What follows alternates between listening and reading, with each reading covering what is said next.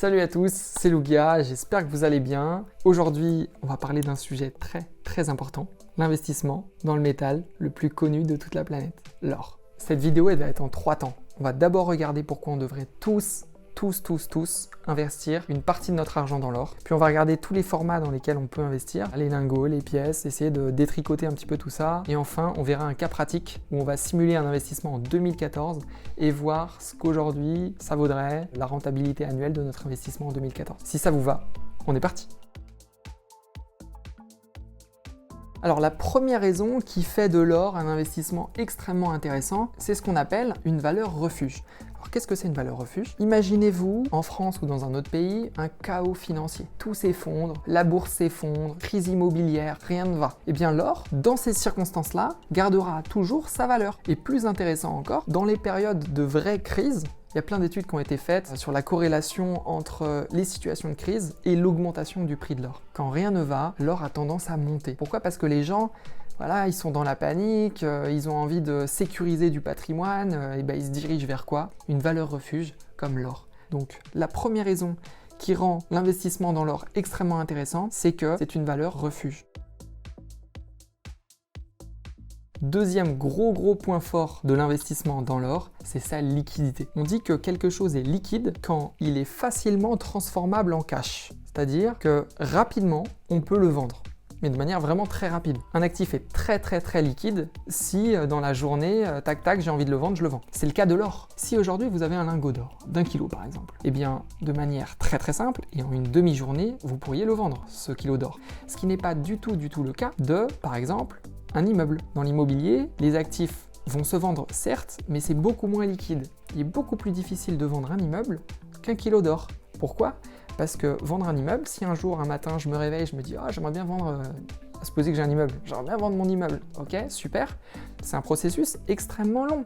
Les démarches sont longues, il faut faire des visites. Contrairement à l'or, aujourd'hui vous voulez vendre 1 kilo d'or, vous allez dans la ville la plus proche de chez vous, il y a forcément un magasin qui fait du rachat d'or, vous regardez le cours actuel de l'or et vous pouvez revendre sans problème votre kilo d'or. C'est aussi rapide que ça. Enfin, la troisième grande raison qui doit vous pousser et pousser tout le monde à investir une partie dans l'or. Bon, vous connaissez la chanson, il faut pas mettre tous ses œufs dans le même panier. Essayons de nous mettre dans un contexte assez dramatique. Un pays en guerre. Un pays en guerre, ça veut dire quoi? Ça veut dire que déjà il y a une crise économique, il y a une crise immobilière, enfin il y a tout un tas de crises qui rentrent en jeu à partir du moment où le pays est en guerre. D'accord, imaginez. Et puis on a un bon père de famille qui a construit un beau patrimoine, il a 40-45 ans, il a 200 000 euros dans l'immobilier et puis il a 50 000 euros en actions. Imaginons aussi une crise un petit peu plus globale, ou alors il a investi ces 50 000 euros que dans des actions de son pays. Ces actions elles valent plus rien, elles sont toutes tombées à zéro. Et puis son immobilier, il est invendable en fait, ça vaut rien. Personne ne va vouloir investir dans un pays qui est en guerre. C'est logique. Bon, et bien, à supposer que ce bon petit père de famille, s'il avait investi aussi 20 000 euros dans l'or, et bien dans cette période de crise, ces 20 000 euros se seraient peut-être transformés en 40 000 euros. Pourquoi? Parce que, comme je l'ai dit déjà, c'est une valeur refuge. Tous les gens vont se réfugier vers des valeurs qui sont sûres, et l'or c'est sûr, parce que tout le monde en veut, et tout le monde se concentre vers ça quand ça va mal. Donc, alors que tout son patrimoine était tombé à zéro, peut-être que son or, il aurait doublé. Vous voyez un petit peu le concept? Bon c'est ça la diversification. C'est le fait d'avoir plein de petits actifs qui tous se rééquilibrent, se réajustent tous en même temps. Donc pour résumer, les 3 raisons qui font que l'or est un investissement obligatoire pour tout le monde. La première, c'est que l'or est une valeur refuge. Donc quand tout va mal, si tout s'effondre, votre or, il aura toujours une valeur. D'accord? Il ne perdra jamais. La deuxième, c'est que l'or, c'est extrêmement liquide. Vous voulez le vendre, vous le vendez. C'est extrêmement rapide. La troisième raison, c'est qu'il ne faut jamais mettre tous ses œufs dans le même panier. Donc l'or, c'est un excellent moyen de diversifier son patrimoine et de s'assurer une stabilité de ses actifs. Bon, maintenant que vous avez envie d'investir dans l'or, on va essayer de regarder dans quoi on pourrait investir concrètement. Les pièces, les lingots, essayer de comprendre un petit peu tout ce qui existe. On va regarder ça ensemble. Des pièces déjà, il faut savoir, il y en a vraiment beaucoup. Donc je ne peux pas toutes vous les présenter. J'ai choisi 7 pièces.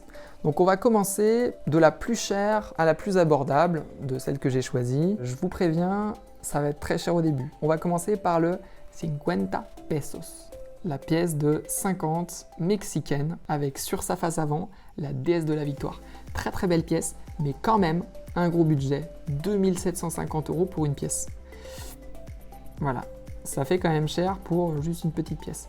J'en profite pour vous dire, petit conseil que je mets comme ça, rapidement. Si vous achetez un jour une pièce d'or en physique, ne la sortez jamais, jamais, jamais de la petite pochette dans laquelle on va vous la mettre. Pour des questions de fiscalité, si vous la sortez, vous le regretterez plus tard. Parce que le petit sachet dans lequel la pièce est mise certifie de la date d'achat. Et ensuite, en fonction de l'ancienneté de l'achat, eh bien, vous aurez des abattements et une réduction fiscale au moment de la... Enfin, vous voyez. Bref, ne la sortez pas du petit sachet. On continue avec la star américaine, le $20, la pièce de $20, avec l'inscription In God We Trust, United States of America, l'aigle, l'emblème du pays. C'est une pièce qui est déjà très très belle et qui est sortie à 175 millions de dollars. Le tirage a été de 175 millions de dollars. Accrochez-vous bien, encore une fois, installez-vous bien confortablement dans votre chaise, 2500 € la pièce. 2500 €. Vous voulez 4 pièces, c'est 10 000 €. Ne vous en faites pas, il y aura des pièces beaucoup plus abordables par la suite. Mais bon, c'est important que je vous présente un petit peu tout ce qui existe. On va enchaîner avec deux mastodontes des pièces de collection. D'abord le Krugerrand, qui est une pièce d'Afrique du Sud, qui coûte 2380 €. Ça reste cher, ne vous en faites pas, plus tard dans la vidéo, il y aura des pièces beaucoup plus abordables. On y voit l'emblème de l'équipe de rugby de l'Afrique du Sud, ça reste une très très jolie pièce. Et dernière pièce encore très très chère, la Panda 1 Oz. Donc la Panda 1 Oz, c'est une pièce chinoise qui coûte 2300 €, 21 carats d'or, 31,1 grammes d'or pur. Voilà, qui met évidemment à l'honneur le panda, l'emblème de la Chine.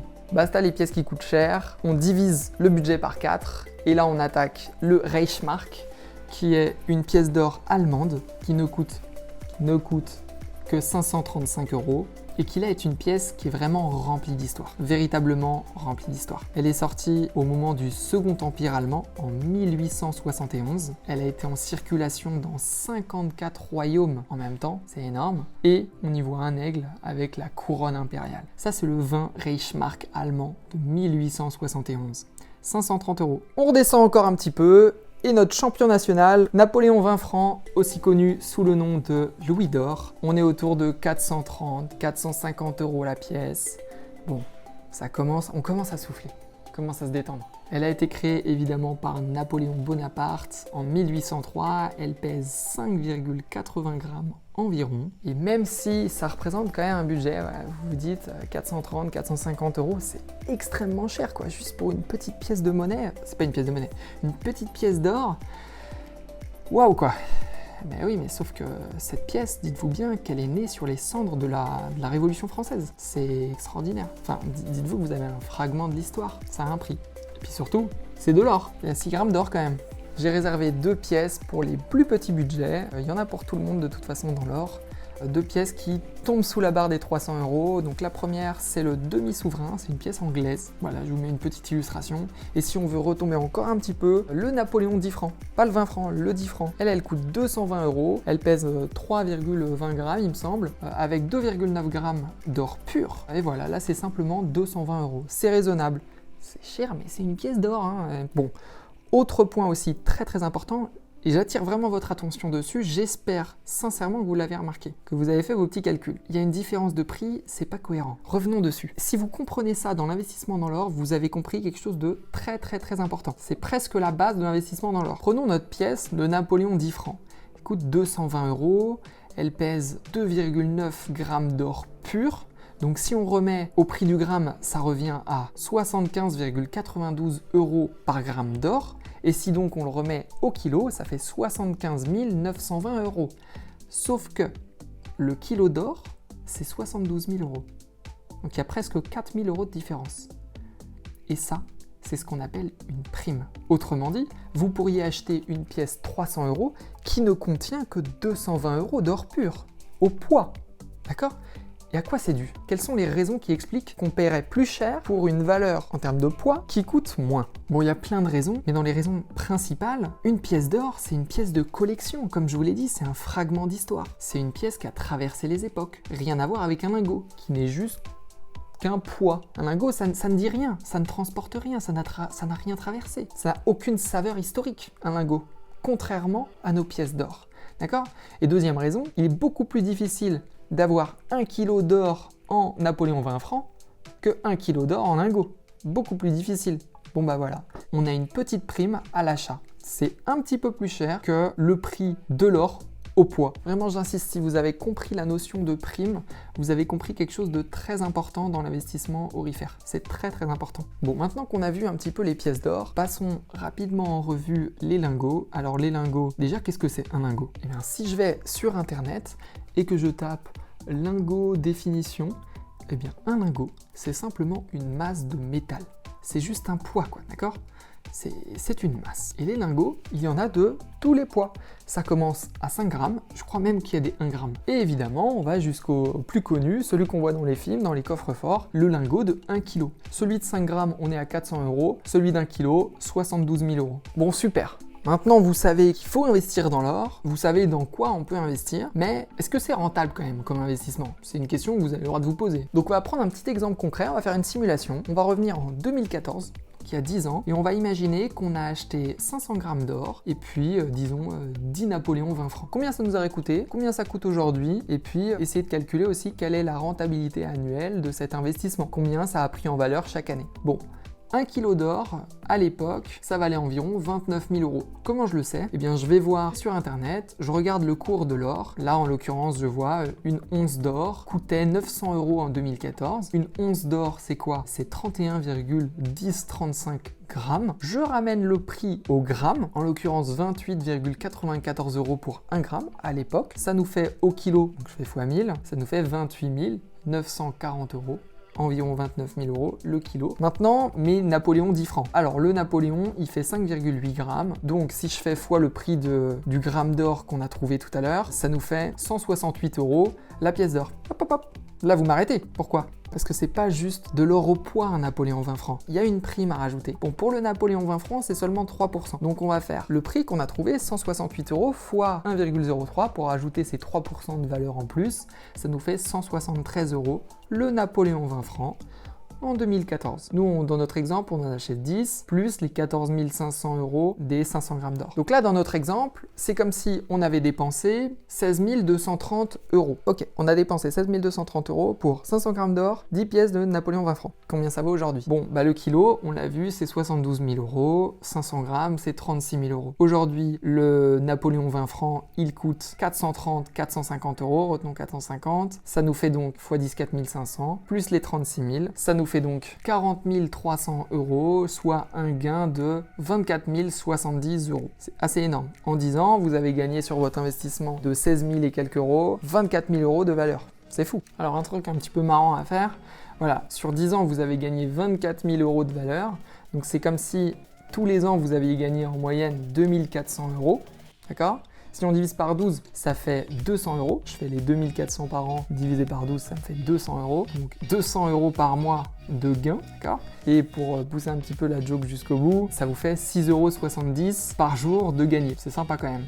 Donc ça veut dire que vous avez dépensé en 2014 16 000 €, disons, et depuis, tous les jours, vous gagnez 6,70 €, vous gagnez 200 € par mois, donc vous gagnez 2400 € par an en valeur de patrimoine aurifère, et donc vous gagnez 24 000 € au bout de ces 10 années. C'est quand même chouette. Ça vaut le coup. Si on fait le TRI, taux de rendement interne, ça c'est une petite méthode de calcul, je vais vous la montrer, pour calculer la rentabilité de notre investissement annuel en termes de pourcentage. Combien ça a gagné chaque année? C'est 2400 €, ça représente combien? Alors on fait la formule du TRI, taux de rendement interne, c'est égal à le prix de vente, donc 40 300 €, divisé par le prix d'achat à l'époque, 16 230 €. Le résultat qu'on obtient, on le met à la puissance 1 sur le nombre d'années d'attente. On a attendu 10 ans, donc en gros 1 sur 10, 0,1. Donc le résultat que vous avez obtenu, puissance 0,1. Et ça va nous donner 1,0952 quelque chose. Donc ça veut dire que chaque année, notre investissement a gagné 9,5%. On avait notre investissement, donc les 16 000,